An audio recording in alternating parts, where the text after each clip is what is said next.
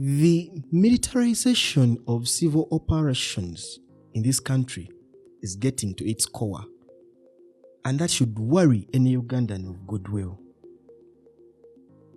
Militarization of civil operations. Elections.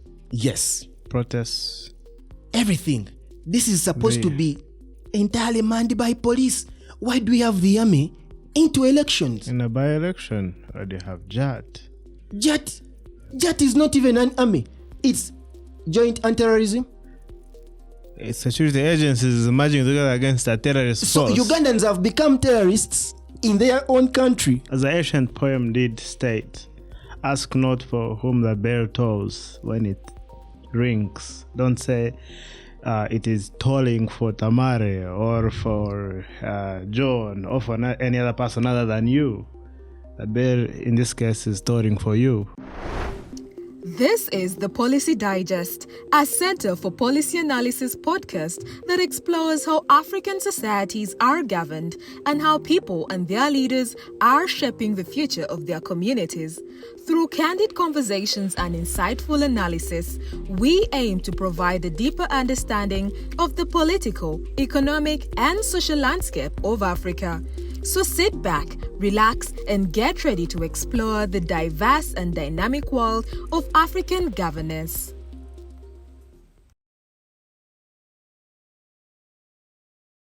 Welcome to the Policy Digest.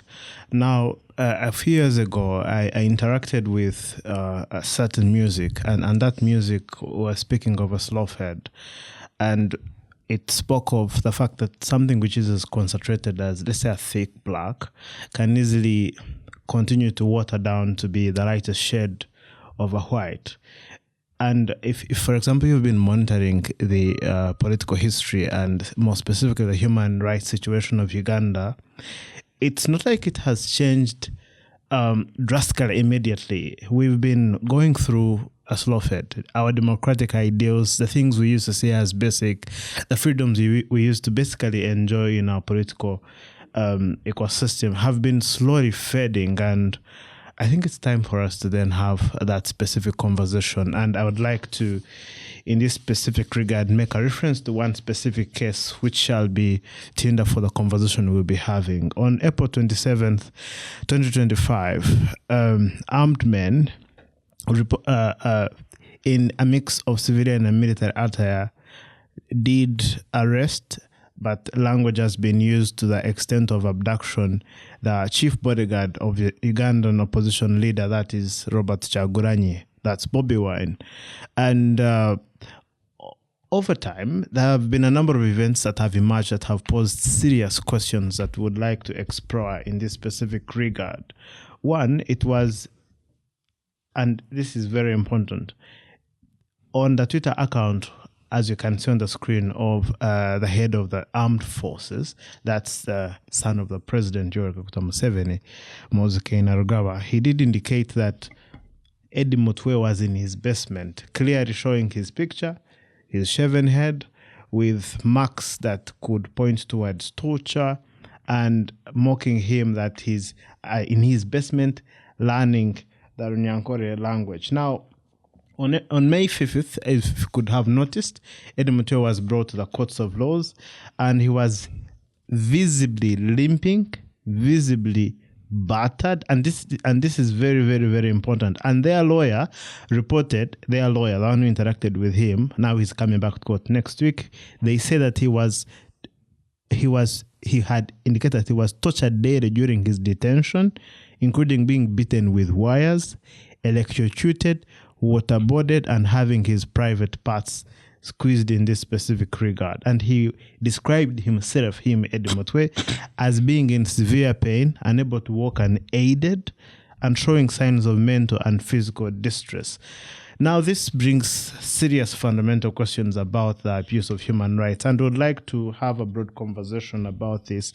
In order to do so, we're joined by an activist in Kampala, and that is an advocate of the rule of law and democratic governance and positive social change. At the moment, they are a fourth-year student of the law at the Uganda Christian University and president of the Launchpad Debate Club. That is none other than Tamale Nkoyoyo. You're most welcome to the Policy Digest podcast. Thank you very much, Joseph, for for hosting me to deliberate on these very important issues that concern us as the people, heart of the matter of our nation, because we believe the freedom from torture, freedom from slavery, freedom from inhuman treatment are some of the rights and freedoms that are guarded so much under our 1995 Constitution. So having a discussion on these very important topics sends a very great message that all is not lost. We have people who are willing to offer space for Ugandans to speak out against these excesses by the state, by the state as it is. So I'm very delighted to deliberate on the same. Thank you very much for that introduction. Now, policy as it stands is a very, very broad concept. Normally, it sounds like jargon to an ordinary person, but one quote that is very popular in policy circles is that policy is not just what you do as an individual, it is also what you don't do. And in this specific case, do you think torture is a policy of the Ugandan government, according to the events we are seeing since 2021? One would urge out now that it has become a policy of the government and it has become a way of survival by the government. Much as under our grand norm, the 1995 Constitution, that's true, our national policy and objectives under the Constitution and the provisions therein condemn this. And so the framers of our Constitution guarded against the reoccurrence of such events as we are seeing, as you've given in your preamble, the torture of Eddie Mutwe and several other political activists and innocent Ugandans who they have no case against. So one would urge out that it has become a policy of the government to torture Ugandans. An unwritten policy. What are they trying to get at? Because I think they did the same with Rushira Bashaija, Kakwenza, right? They have done so to so many people whom they don't disagree with. What are they getting at? And do you think they're achieving that objective? I want to urge out that it's going to be a long effort for them to achieve all what they're aiming at. Because Kakwenza was tortured way back in 2020, 2021, around that time. And so several other people he has continued to write even after carrying the scars on his back. So if you're torturing these Ugandans, if you're torturing us, because now everyone is a victim of that. Eddie Mutwe didn't know that he would be a victim.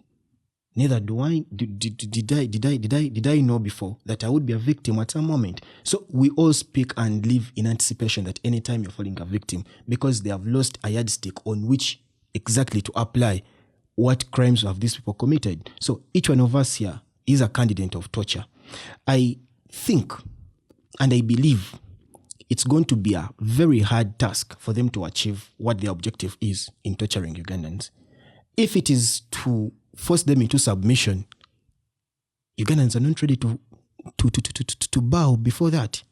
The only way you can have Ugandans get to submission is go into polls every after 5 years. Once they vote for you, then you're their leader. And if you want to be their leader by torturing them, forcing them submit and speak languages against their will, then that's not the way things are going to go.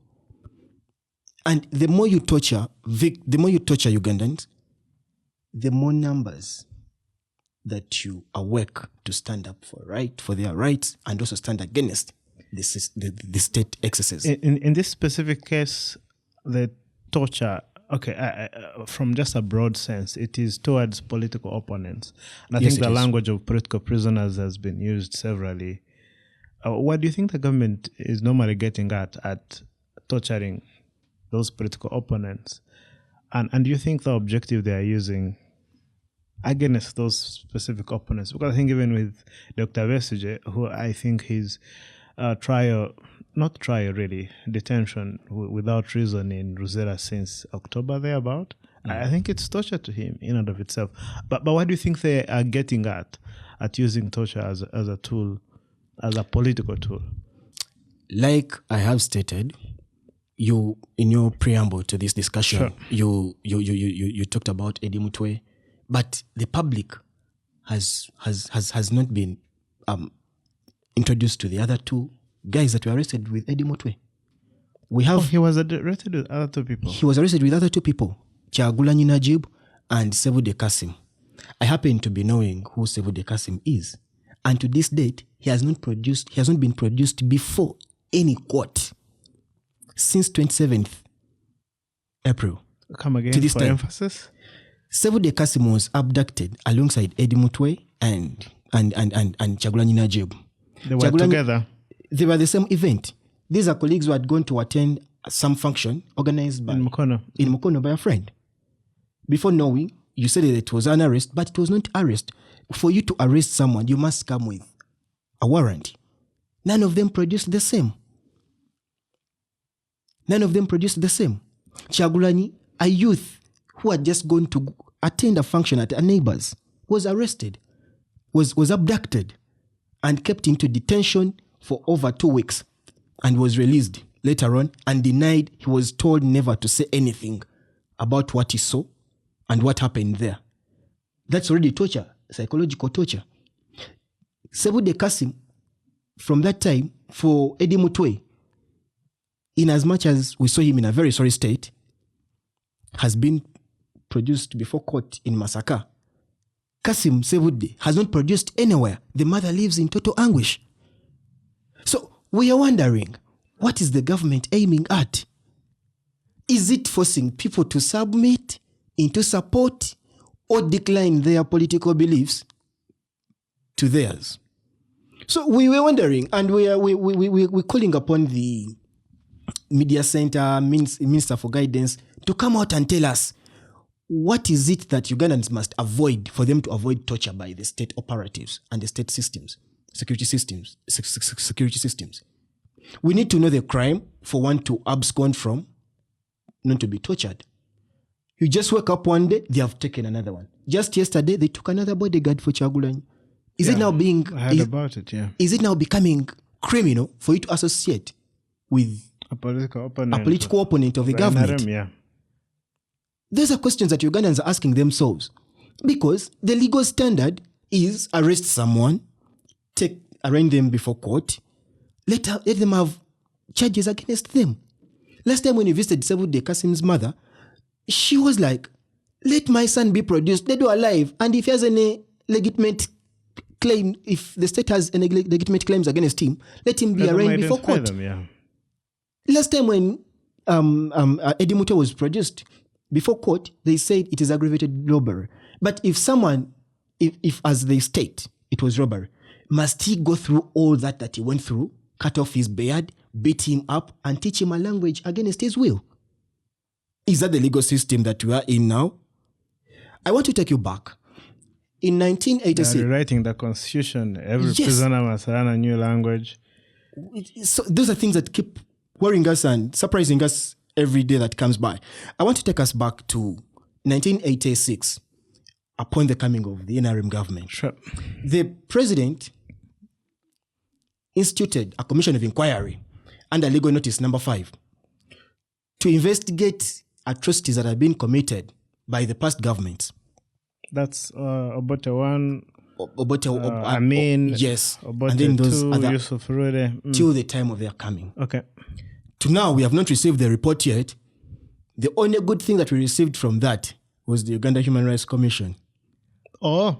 That's the only good thing. Was it like a sealed report, which, like sealed reports, classified reports? It has never been disclosed to Ugandans. And up to now, we don't know. I don't know who killed my grandmother.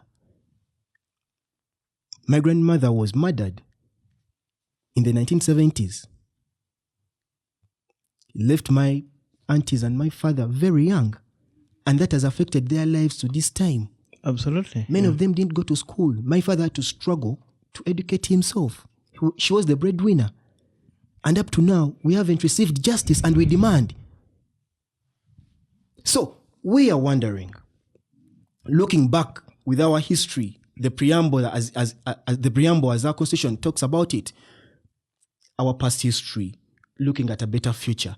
Is this the better future that was promised to us with a constitution that took us close to 8 years into drafting? Let's talk about the possible cycles of violence that are caused by this transgenerational use of violence. I think at independence, it was not extremely violent. Let's say that there was an effort towards not using violence. But I think past 1968, we see Uganda getting into active use of violence to achieve political means. What are we going to, how are we going to stop this cycle of the use of violence to either come to power or keep it? What is going to happen if we keep along this road? You see, and that's why you state the violence in Uganda evidently starts around 1968, around that period. And it is political. It is political that we have these. The moment you lose touch with the people, then that's the only result that you're going to. That's your result. After you've lost touch with the people, you want to force them. After you can no longer get their consent voluntarily. You can no longer have their consent. So you delve into violence, force them into submission. Force them into submission, yeah. That's why everyone, last time you had during the Kawempe by-election, the arrest of Walukaga's, the Honorable Kayumba Solos and Mayor Kira Municipality, saying the people that were abducting them were asking them, why supporting Kyagulanyi? Why don't you support the NRM government? Why are you Uganda? Now sing for us Uganda songs. Things of that kind. So they are arresting them without no justifiable reason, but because of their political beliefs. And so they believe whoever doesn't support their move is against them. But it is us who sat and drafted the Political Parties and Organizations Act. 2005, that gave birth to multi-party democracy. And Section 3, subsection 2 says that you have a right to belong to any political organization. Has that been amended without our awareness? As a Ugandan, Eddie Mutwe has a right to support a political party that he wishes. Just like any other person has a right to support the NRM. Where do you arrest and torture citizens because of their political beliefs? Is that the reason to why the NRM government went into war for over those years? Is this the kind of legacy you want us to bequeath to the next generation? Is this the way you want it to end? So, what Ugandans are clamoring for is a state that respects human rights, a state that stands by the principles of the rule of law, as propagated by Professor Daisy. Tamale, and this is vital, right? We need a state which respects human rights, but I think the context of this conversation also draws the perspective that we are going up to the 2026 election. Now, in 2021, during the election and during the campaign season, so many NUP supporters were arrested, right? And I think it's of recent that they got the so-called presidential pardon. I think some people like Olivia Rutaya rejected it, right? Now we see this. We see the FDC 36 or 31. 36. Who were abducted from Kenya, dragged to Uganda. They get into the courts of laws. There is no case. We see Dr. Besigye, the same thing. We now see Bobby Wine's bodyguards. What relationship or correlations can we construct between this pattern of political suppression, specifically politically, and the coming 2026 election? We're delving into the 2026 elections, but the questions of 2020, 2021 elections have not yet been answered. Been resolved, yeah. In Mukono, Kanata Muhammad was abducted, and to date, his family knows nothing about his whereabouts. Was he a NUP supporter? He was a NUP supporter. He was a supporter of Honorable Mulima Mayuni. And now people are demanding Mulima Mayuni, where is our boy? Where is our man? Mulima Mayuni is MP from Mukono North. He had a family. And the likes of Chibalamaz.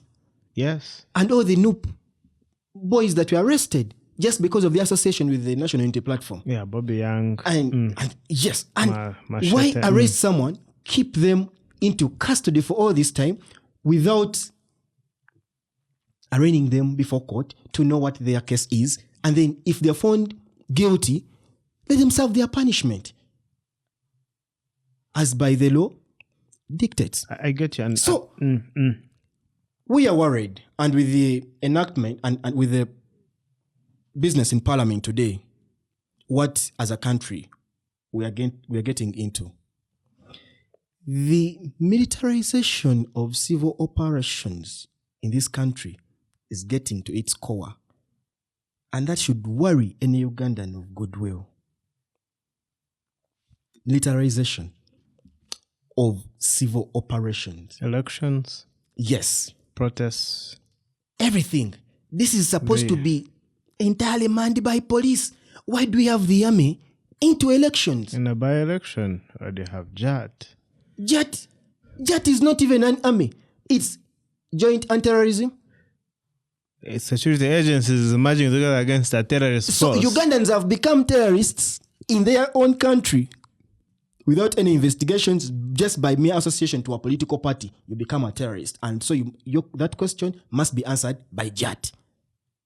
Just a mere by-election, if we received all that we received in Kawempe, a candidate being dragged down on the floor, what are we going into in the 2026 elections? I think this still takes us... First, wait, Joseph. With what we are seeing, the person that's supposed to be a custodian of the law, the CDF, the statements that he keeps on writing, such things should worry every Ugandan of goodwill, and we must stand up and condemn them. We wonder what election we are going to have. If things are as the way they are. People that are supposed to offer us protection are the ones teaching us Munyankore, are the ones cutting off our beards, arresting you without are the ones responding to the chairperson of Human Rights Commission, a commission that was entirely established to protect and guard our rights. You see? Wangadia for once surprised Ugandans. That was a good surprise. So, the elections that we are delving into as a country, we wonder whether we still need to refer to them as elections. As an election. Without going into what the chairperson EC had to comment when he met the League and the Parliamentary Committee. So Tamale, let's do some thought experiment. Option 1, by the NRM government mistreating political opponents, clearly that doesn't give them votes, right? It has no votes. Not so? So why do they do it? If it doesn't give them votes, why do they do it?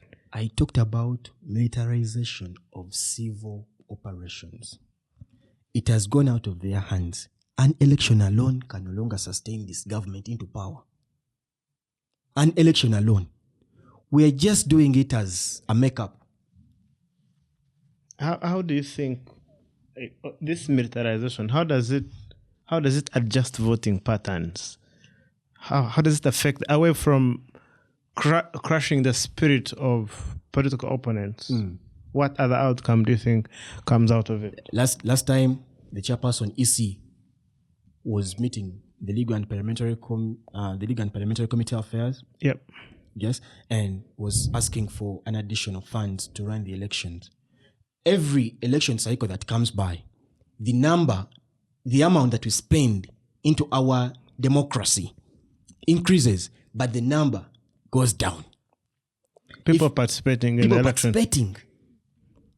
You go and compare the number of voters that participated in the Kawempe by-election and all those other by-elections that we've had.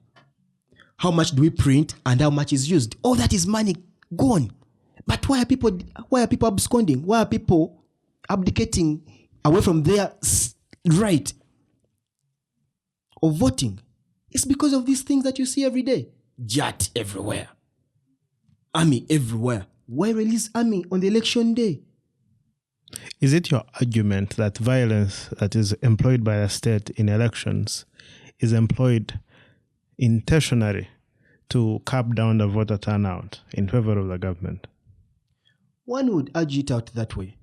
But I think the state just does it to prepare themselves, just in case it meets them on the other side. It's not necessary. We have polling agents. So there must be something hidden to them, to why they employ the army within the people towards the elections and to safeguard them in that period. So it is best there known was to a them mamba on a polling station. Everywhere, not a everywhere. gun, a mamba. Yes. So we are asking ourselves, for what importance is it? And to us, in participatory democracy, it should be the people coming, vote, count, then the EC does its role, account, and declare the winner. There's no reason to you have to display the artillery, your military mighty on the election day. It's not necessary. It's like a military drill, pretty much like what Russia did before Something it went into Ukraine. Something of that sort. You wait. Okay, I think let's try and get into that in the second episode. Just what we'll be going into in the second episode of this very podcast. We want to imagine, right? So assuming humanity left the Earth and that civilization went to another planet, what would be the work of an activist there, assuming we're in another planet? If we went to another planet, would the work of activists end, or would they still be relevant in those specific situations? The Center for Policy Analysis is an independent think tank shaping parliamentary democracy, governance, and public policy in Uganda and beyond. Our mission is to shape public policy and strengthen democratic governance by delivering high-quality research, fostering collaboration, and empowering citizens. Our vision is a democratic society with transparent, accountable, and responsive governance systems. What sets SEPA apart? A unique consortium model that integrates expertise from diverse partners for multidisciplinary approaches. We pioneer thought leadership, leveraging tools like artificial intelligence to enhance impact. Through collaborative advocacy, we empower stakeholders to engage with legislative processes, all while combining rigorous research with a deep understanding of Uganda's political economy. Our flagship initiatives include Parliament Watch Uganda, that bridges the gap between the citizens and Parliament, the Policy Digest podcast that explores politics and public affairs across Africa, and the SEPA Convo, our bi-monthly X-Space tackling key public issues. Our work spans parliamentary democracy, human rights, public health, road safety, climate justice, artificial intelligence, and more, including the Africa Regional Conference on Parliament and Legislation. Join SEPA in shaping policies, amplifying voices, and building a democratic future.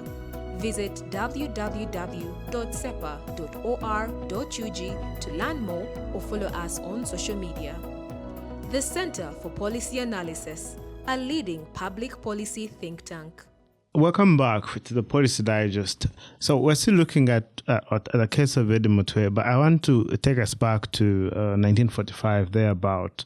So after the World War II, we had the Nuremberg trials, and one of the trials was for a person who was not per se in the close circle of Hitler. He was called H-Man.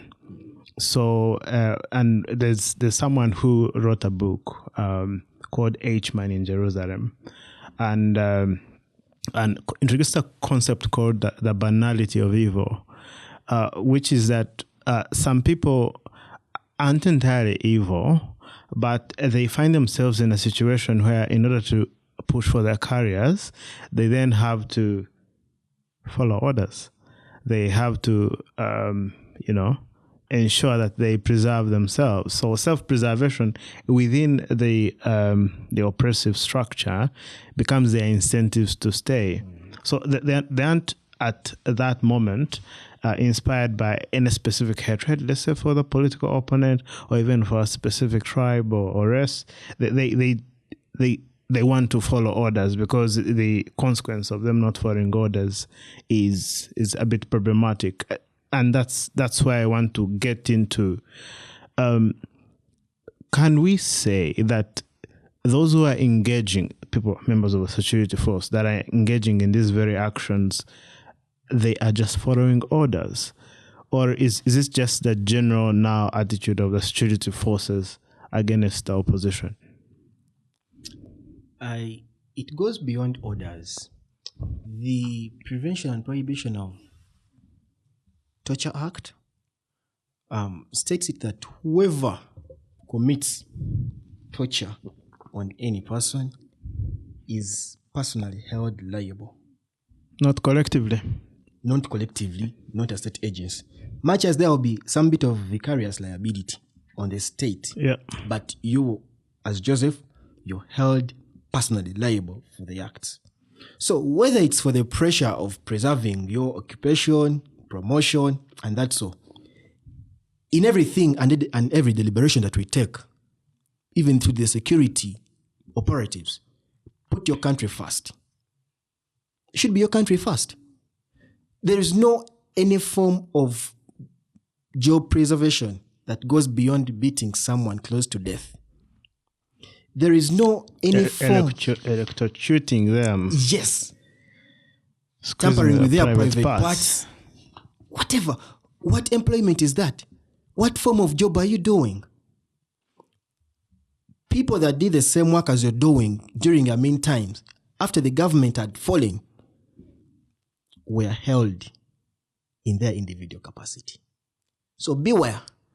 Everything you're doing, they're going to come back to you, and people know you, people know where you sleep. People read your names, people know your families. So regardless of what, as you have asked, whether it is to preserve their interests, your interests should look at your family. Where is your family going to be? The only person protected, that's why you see most of the government officials here today move with small guns.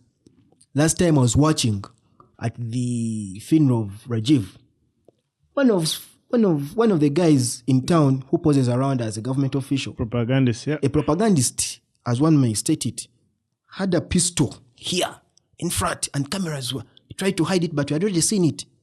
And those are people that are close to power.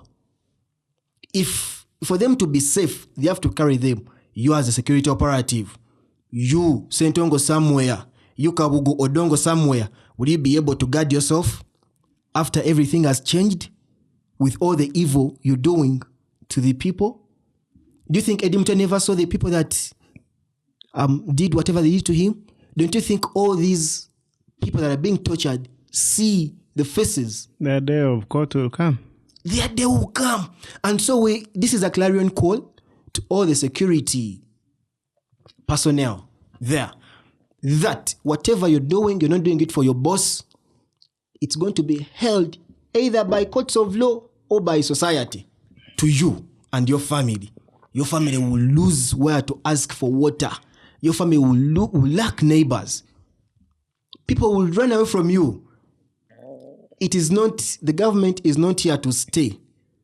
And all people that are forcing you to do whatever you're doing are not here to stay. Their time will come and your time will also come. So be cautious in whatever you do. That's all I can say. Following orders is such a pejorative, for lack of a better word. What orders are those? Murderous orders. So, and this brings me to the second question. So, for example, the Nazis had concentration camps. Yes. And these camps were run by people.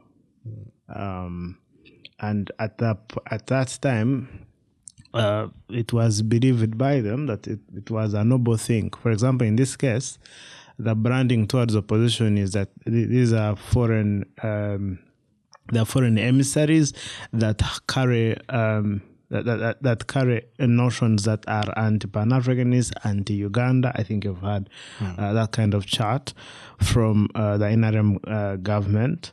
So the question comes in on how do we as civilians return security institutions back to civilian oversight? Because in this specific case, it looks like they are way past the line. Civilians can no longer hold them to account. You see, usually when I have conversations about the state of affairs in our country, I submit that we need a system overhaul. We need, do they call it a factory reset? Oh, yeah. We pour everything and have a new thing set. Assess, look at our judicial system, justice system. Look at our military. When you go and watch a clip or read about Nobo Mayombo, you remember he was a very famous guy. Oh, yeah. NRA. Yes. During the proceedings of CA 1994 in the promulgation of the 1995 Constitution, there were arguments. People that wanted to term what we have today, the UPDF, to call it the Uganda Armed Forces. Nobo Mayombo, having been even an NRA guy, stood his ground and said, no, look, we went to the war to change things. If you make it look like that, we have seen what past armies have done. When you call it just a mere army, it will look like any other person can pick it, use it to any of his own benefit. Yes? Let us have a Uganda People's Defense Force. And he gave an explanation to why everything was as it is, as he propagated then. Yeah. Their dreams, the framers of our constitution, and that's why it's received lots of praises after it had been passed. There are things that we looked at. We didn't have a national army after. Before the coming of the NRM government. We didn't have a national army. What did we have? We had a structure. We had a gang, or what one would call a guard. A president. They have their own militia. They have their own militia group that protects them. It is theirs.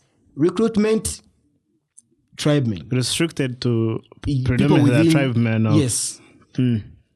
Anything, promotion, just. And the others were just there to create some bit of semblance of fairness, but not really. So, as a country, one would ask whether we are heading to the same stage. As a country, we need to caution ourselves. Whether UPDF is still. Whether we still have the Uganda People Defense Forces, or what we have has shifted into something else. MDF. Has shifted into what Nobo Mayombo was scared of. We need to ask our questions. We need to ask ourselves such questions.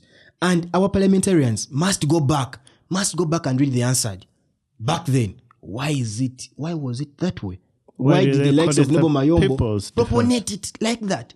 It must safeguard the people. It must safeguard the constitution, our grand norm.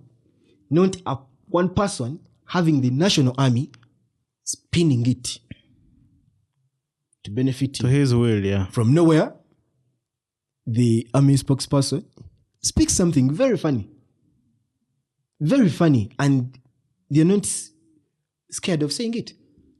So, such fears and such concerns should be alive to every Ugandan of goodwill and a person that is concerned with the future of our country and political transition. With the amendment that is in the parliament today, the UPDF amendment bill today, if it goes as it is, we are headed for very, very hard times. Very, very hard times. We are shifting the would-be power of what one would call civil courts into the military courts or military disciplinary circles. Subjecting civilians to military discipline. Yes.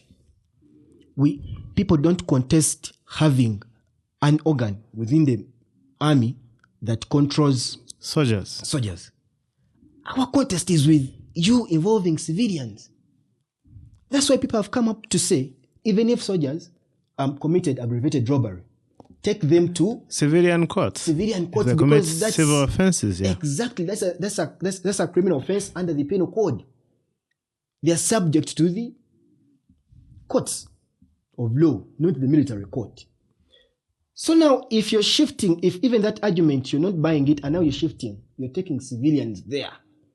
How are we going to keep distinguishing a Kaunda suit? How are we going to keep distinguishing a beret that is for the UPDF and not? We have yours for on the the army. Fashion beret or for Yes. NUP.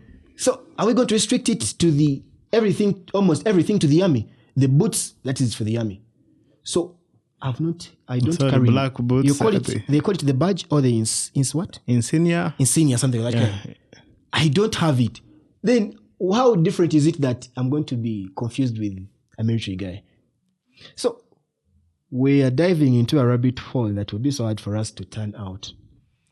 And so mine is a clarion call to the members of parliament, whether NRM or opposition. When time for debating this bill in the House comes, please think for the future of this country. Think about what the likes of Noble Mayombos proponated for, the kind of the army that they looked at. You have a lot of faith in them. You see, not out of faith, but I mean, we still have a chance to talk to them. I'm not certain whether I'll be able to. I can, because you've They removed seen term limits, they removed presidential age limit, they rationalized UCDA, UNRWA, Uganda Road Fund. we are cautioning them. The person who pushed the Poma bill into an act was the first victim of the same. I personally, I might miss it out, being a victim. Oh yeah. God forbid. God forbid. But you, the Attorney General, Yeah. you might not miss it. Yeah, close. You are a very credible candidate. You're a credible candidate. You honorable Senior Jacob counsel. both or both. Honorable both or both. You're a senior candidate for the military court. Chances are high that you're going to commit one of the few offenses within, and you'll be subjected to the same. These things have been following up. You remember the... Or maybe you know how some lines are ambiguous in that law? One of the crimes he will one day commit or not commit will fall under that ambiguity. Just somewhere, somehow. So, don't look at, maybe one would say NUP, PFF, and the likes. Look at the future of this country. Look at yourself. You're making a law not for the opposition, but for yourselves, because you're Ugandans too. So Tamale, I was in Kenya just a week ago. So I was having a chat with someone about the political culture in Kenya. Someone was saying, if we Kenyans, our opposition leader was in prison for now 6 months, would be reacting differently. It looks the level of civic awareness for the ordinary Ugandan is, or maybe the level of, let's say, political aggression towards achieving their political outcomes when they are pressed to the wall is limited, or it's timid in that sense. And this brings me to a question which I was raising. What's the role of the activist in balancing this power? Because the state looks like it has so much unchecked power, which the judiciary can't check, which pretty much no one checks. Yeah. Yes. I understand where they are coming from to state like that, but it is sad to state that we're at a situation where Kenya was during the days of Arap Moi, and that's how backward we are as a country. We're at a situation. We are still teenagers. No. I mean, we're yes, in some of the or the other. We're at a situation where Kenya was during the days of Arap Moi. Remember what Arap Moi used to do to his opponents, imprisoning them, doing the exact things. So, the confidence the likes of political activists or civil rights activists in Kenya picked up back then to restore sanity in their country is one that we are calling upon Ugandans to assume today. Where such patriotism within you and stand up for the future of your country. You see what happens in Kenya when they hold elections. It's a very different environment. We don't seem even to be in the... Oh yeah, it's quite different. Yes, we don't. That's why at some moment it is easy for the opposition leader to go and meet the president in the State House. But why is that happening here? Because of the seed the government has sown. Yeah, there's a lot of polarization. A lot of it. It cannot create any room for... And so on what purpose do you meet? Dialogue, yeah. On what purpose do you meet to discuss with the government? The only answer they want to hear from you is you submitting to them and shifting. So I think we have a role as the current, as you call us, activists. But being an activist is not an occupation, is not a job anywhere. No one goes to school and gets such a job description. Now I am an School activist. of activism, yes, yeah. So every day you wake up, you put on maybe a tie or a red. And Tamale is an activist. Tamale is an activist. So that's the source of, you get? No. Everyone, every Ugandan must be an activist to restore sanity, to bring back life in our state institutions, in the judiciary, in the security agencies. Let's break it down. Everywhere. How does a teenager in Karamoja become an activist in Karamoja, or how a young man in Kasese, away from anyone, can be an activist? Or maybe a milk farmer in Chiruhura. How do they become an activist? One must be in position to look at the kind of a future that they want. Many of us, the kids in Karamoja, the kids in Chiruhura, the kids in Uyukwe, the kids in Ruwero, go hungry the entire day, the entire school day, without food. Are you going to keep quiet when you hear the cake is being shared in the house? There would be money that fends for you. Look at what is within you and stand and speak against, and speak also about the kind of a future that you want. Do you want the 1 million PDM, or you want your road constructed so that when you grow pineapples, there can be able have a market to be transported to Nakasero without any kind of hindrance? So assess the kind of a country that you want. Like I've told you, we don't go to school anywhere to study to become activists. You're persuaded with your aspirations and the aspirations for your country. So we are calling upon them. Demand for what is best for you and what is best for your country. Don't settle for less. Don't settle for the handouts that the politicians are now going to bring. The matchbox, packs of salt.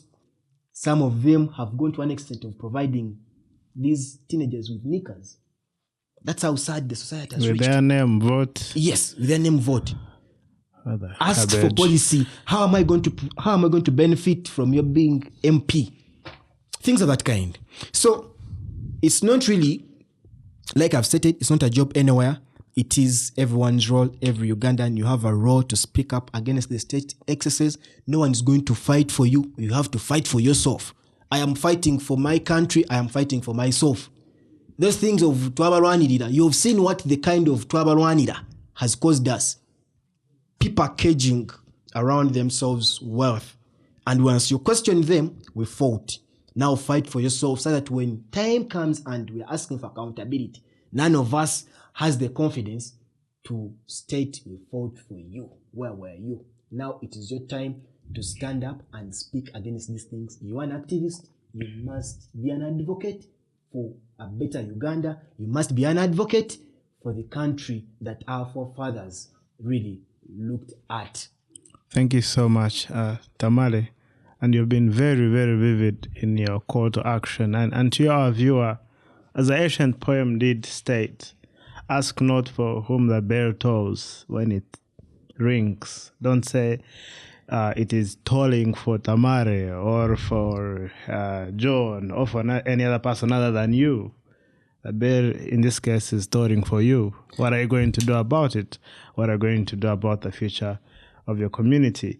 Why are you silent when your neighbor is losing their life, or if someone who should be at home managing their family and taking care of their children is locked up in prison, tortured, what can we do as individuals to ensure we can have a society which you can proudly call home? Thank you. We hope that you got quite a lot of insights about the state of human rights in Uganda from this podcast, and do well to keep glued on the Policy Digest podcast, where we profile African ideas and leaders that are shaping the future of their communities. Thank you very much. Thank you for listening to the Policy Digest podcast, the Center for Policy Analysis podcast that is profiling African ideas and people that are shaping the future of their communities. Subscribe to all our platforms on YouTube and Podbean.